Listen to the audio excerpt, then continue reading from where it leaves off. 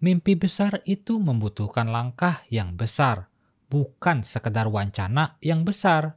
Semakin tinggi tujuanmu, semakin sepi jalannya. Namun, pemandangannya luar biasa indah. Seluar biasa kondisi saat ini ya sob, yang mana mimpi-mimpi orang buat punya PC impian harus terhalang oleh naiknya harga-harga komponen PC. Gak ada yang bisa disalahkan kalau kondisinya seperti ini. Semua sedang berjuang di jalannya masing-masing. Ya contohnya PC seharga 7 jutaan ini sob, yang harusnya PC ini bisa lebih murah lagi kalau kondisinya sedang kondusif. Tapi saya rasa semua komponen PC bisa kondusif sih kalau pakai PSU yang seperti ini sob. Hehehe. Berasa dejavu? Yap, karena ini adalah PSU dari Adata XPG Pylon 2. Nah, FYI, Pylon 2 ini bukan penerus atau versi terbaru dari Pylon series yang awal ya. Ini benar-benar seri yang berbeda. Jadi kasarnya cuma pakai namanya aja Pylon karena saking hype-nya PSU itu. Jadi Pylon 1 dan Pylon 2 itu akan tetap ada di pasaran secara bersamaan. Dalam paket pembelian, kita dapat yang standar-standar aja sih. Dan tentu saja tidak ada waifu ya, seperti yang kalian tanyakan. Dan juga kabelnya masih belum modular ya teman-teman, karena emang masih ada di kelas yang tergolong entry. Jadi saya akan sebutkan beberapa spesifikasinya. Dari beberapa info yang saya dapatkan, salah satunya dari Om Sultan Murad, kalian boleh add Facebooknya BTW. PSU ini sudah menggunakan platform ATX 3.1 dan PCIe 5.1. Jadi ini benar-benar up to date walaupun kelasnya entry. Buat topologi yang digunakan itu LLC Resonance Half Bridge, sudah DC-to-DC plus passive rectifier. Main kapasitornya sendiri pakai dari Capson KF 400V 560 mikrofarad, Taiwanese Tier 3. Itu untuk versi 750W ya. Untuk yang versi 650W itu main kapasitornya pakai dari Elite PL Taiwanese Tier 2 420V 470 mikrofarad. Buat sisanya sama semua sob, kayak secondary dan filteringnya dari Elite ED dan Junfu Taiwanese Tier 4. Fan-nya sendiri pakai dari CWT tipe Fluid Dynamic Bearing. Urusan proteksi tentunya khas dari Adata XPG. Sudah ada 8 proteksi yang lengkap banget. Tentunya udah full range juga ya. Untuk perkabelannya ini dimix antara flat dan sleeve. Di antaranya ada 24 pin MOBO, 2x8 CPU, 2x8 pin PCIe atau untuk VGA, 12 volt 2x6 atau 12 VHPWR up to 450W. Terakhir ada 6 SATA dan 2 Molex. Kabelnya ini masih mix antara 16 AWG dan 18 AWG. Pendapat saya soal PSU ini adalah sangat cocok buat kamu yang emang lagi cari PSU dengan platform ATX 3.1. Misal, skenarionya kamu mau beli GPU mantan flagship yang punya konektor 12 VHPWR, nah pas banget tuh.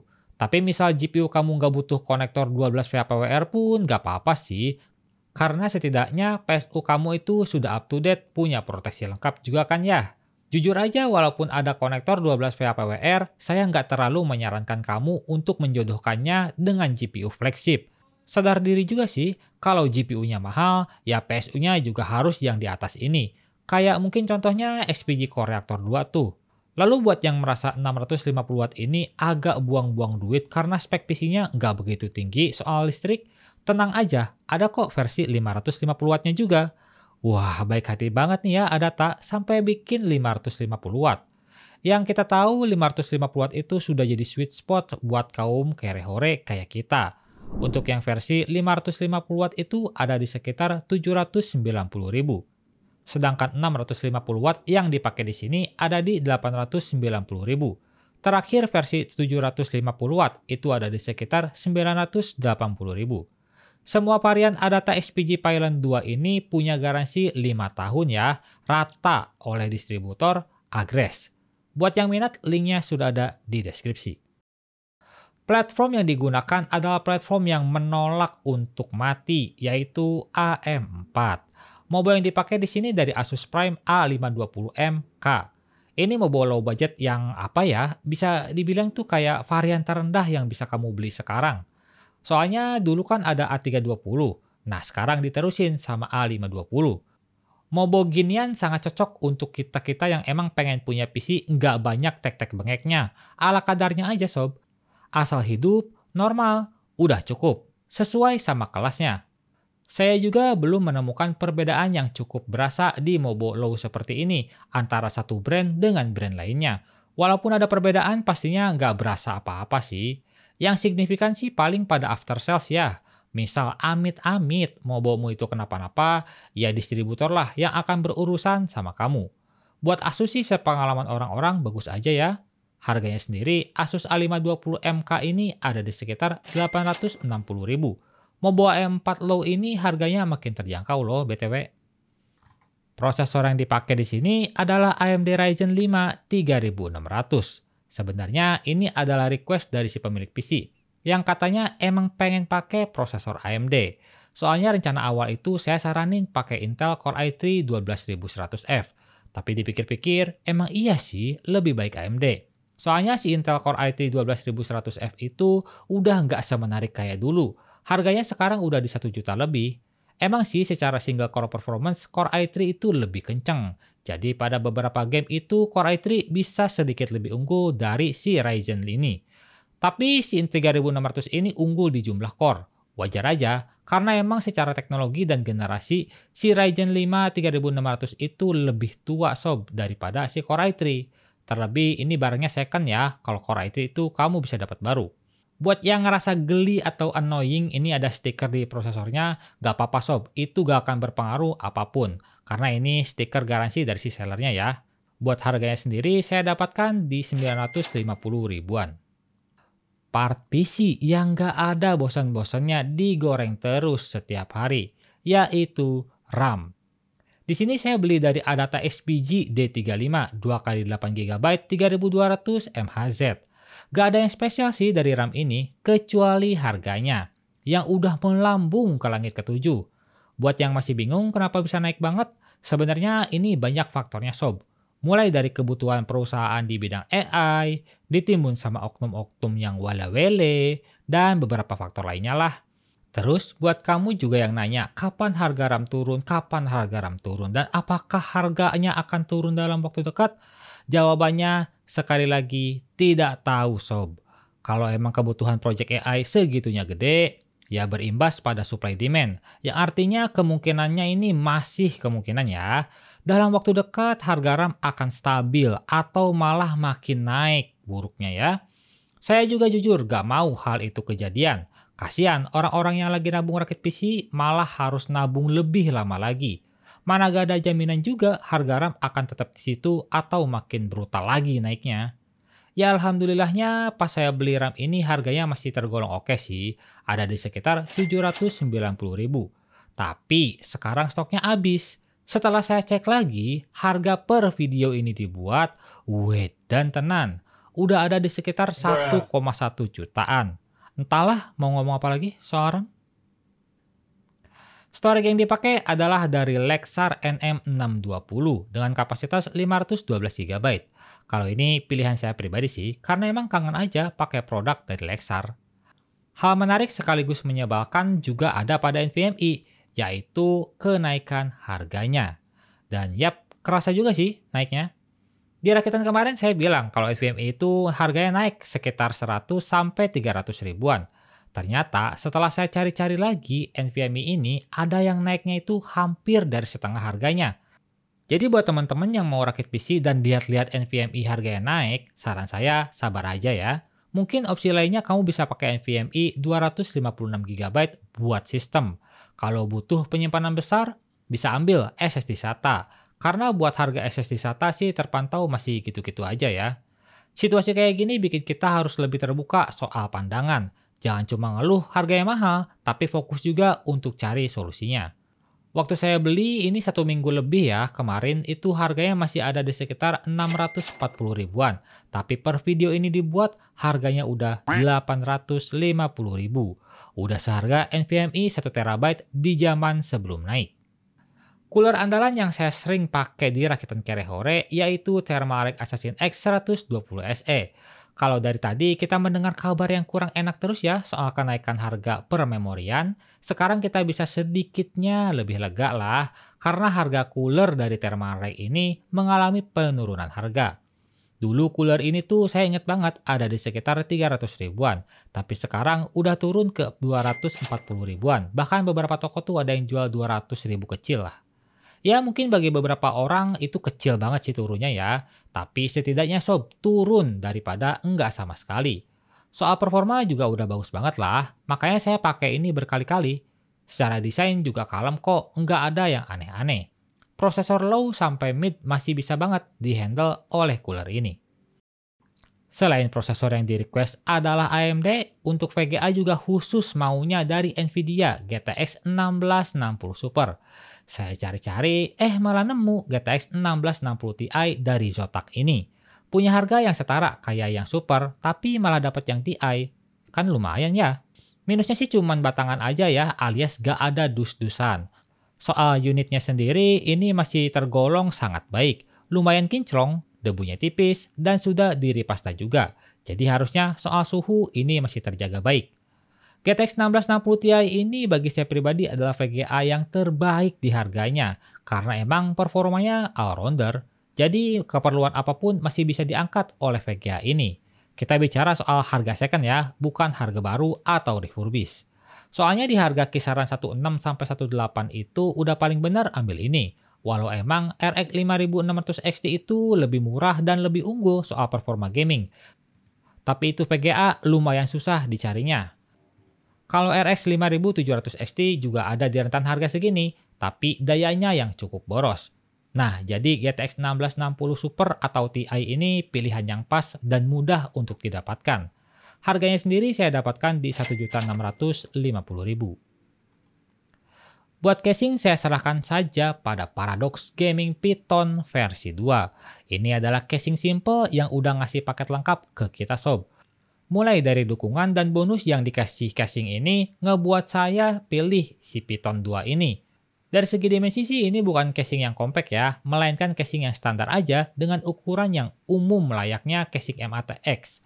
Portnya juga lengkap. Dukungannya sendiri, casing ini muat membawa MATX hingga 4 slot RAM. Tinggi CPU cooler cuma sampai 160 mm aja, jadi gak bisa yang tinggi-tinggi banget ya.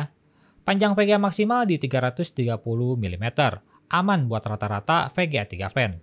Sedangkan fan casing di depan bisa 3, di atas 2, di belakang 1.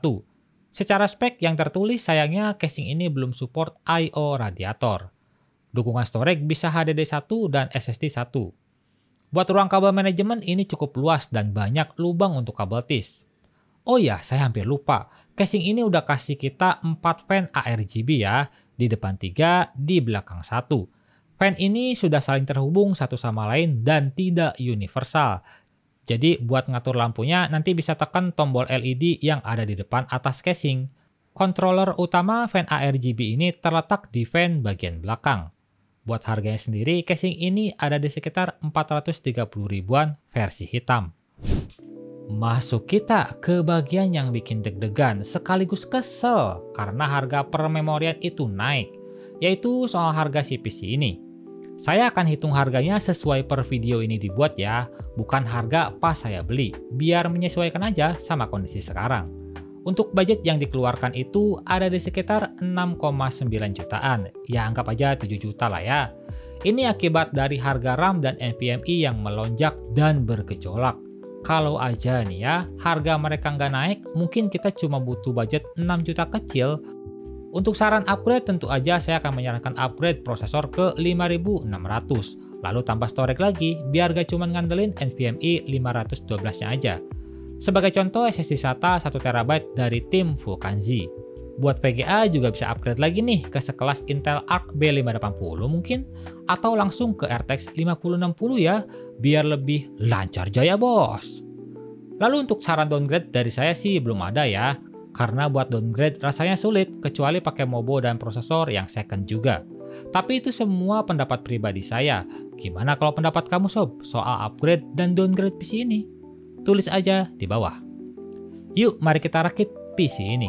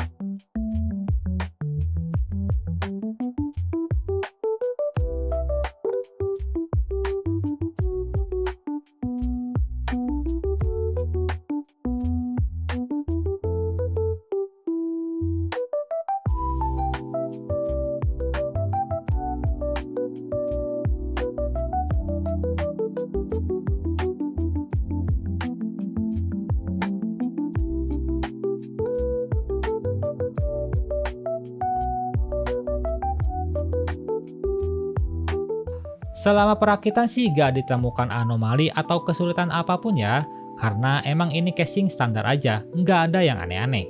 Termasuk pada ruang kabel manajemennya yang tergolong baik. Buat penampilannya, ya teman-teman bisa nilai sendiri deh. Kalau saya pribadi sih menilai bagus-bagus aja kok, mau ditaruh di atas meja maupun di bawah meja. Terus buat performanya, gimana ya? Mari kita coba.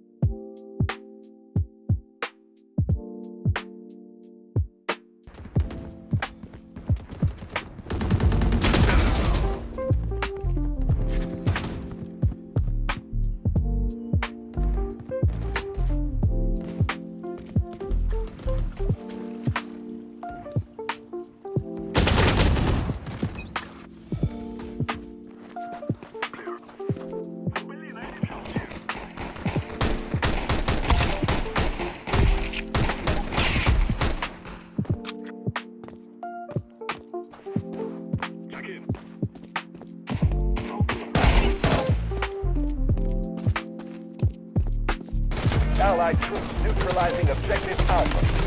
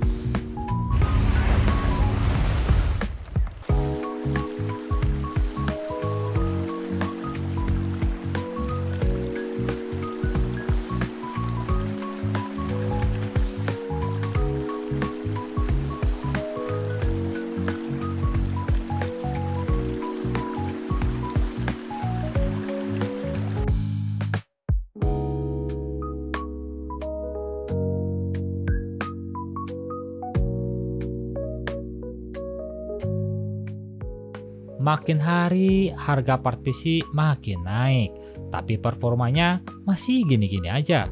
Mau marah tapi percuma, nggak bakal bikin harganya turun juga. Gak marah juga ya kesel sih. Soalnya PC dengan performa seperti ini tuh harganya nggak mesti 7 juta gitu loh. Emang sih secara price to performance PC ini tergolong bagus. Benchmarknya dapat nilai yang oke, gamingnya juga ngangkat di banyak game. Belum ada keluhan yang berarti kalau mainnya di 1080p. Tapi kalau nginget lagi harga RAM, aduh bikin mumet. Kalau kata kau mending beli mie ayam cenah ya daripada rakit PC di zaman sekarang yang mahal-mahal gini mah. Gimana lagi sob, namanya kebutuhan mau gak mau harus dihadapin. Gak apa-apa deh, walau dengan segala macam kekecewaan, semoga PC rakitan ini gak bikin kamu kecewa soal performa yang dikasih ya. Dan intinya, PC ini sudah lancar jaya bos. Like video ini kalau kalian suka, gak usah di like juga gak apa-apa, tapi minimal tinggalkan jejak kalian di kolom komentar soal PC lancar jaya bos ini.